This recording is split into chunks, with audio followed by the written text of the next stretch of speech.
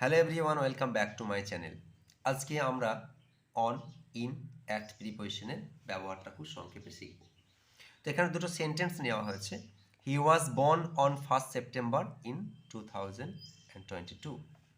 তো এই সেন্টেন্সটিটা এই ডেটের আগে আমরা কিন্তু অন প্রিপোজিশনটি ব্যবহার করেছি। তাহলে আমাদেরকে ডেটের আগে কোন প্রিপোজিশন ব্যবহার করতে হবে? অন প্রিপোজিশন ব্যবহার করতে হবে।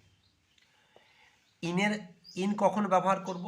যখন অনেকটা সময়ের কথা বলবে, যেমন কোনো ইয়ারের কথা বলা হয়েছে, যেমন 2022 সালের কথা বলা হয়েছে, তো এখানটায় অনেকটা সময়ের কথা বলা হচ্ছে।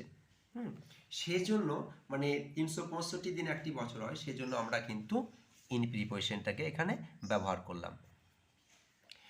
এইবার ইন প্রিপোজিশনটা ব্যবহার করলাম, তাহলে অনেকটা সময় বলে যেন কোনো একটা মাসের কথা বললে, জানুয়ারি একটি মাস, 30 ডেতে মাস হয়, সেই জন্য আমরা কিন্তু ইন প্রিপোজিশনটি ব্যবহার করতে পারবো।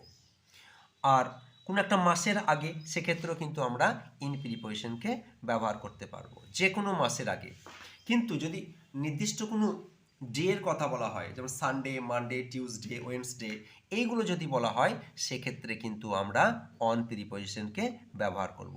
এটা কিন্তু স্পেসিফিক ডেটে কিন্তু আমরা ইন প্রিপোজিশন ব্যবহার করছি, যখন কিন্তু মাসের নামটা বলে দিচ্ছে শুধু, তারিখটা নয়, তখন কিন্তু আমরা ইন প্রিপোজিশনকে ব্যবহার করব। Next sentence, he came here at 6 PM। সে এখানে 6টার সময় এসেছিল। এটাও কিন্তু একটা টাইমের কথা বলছে।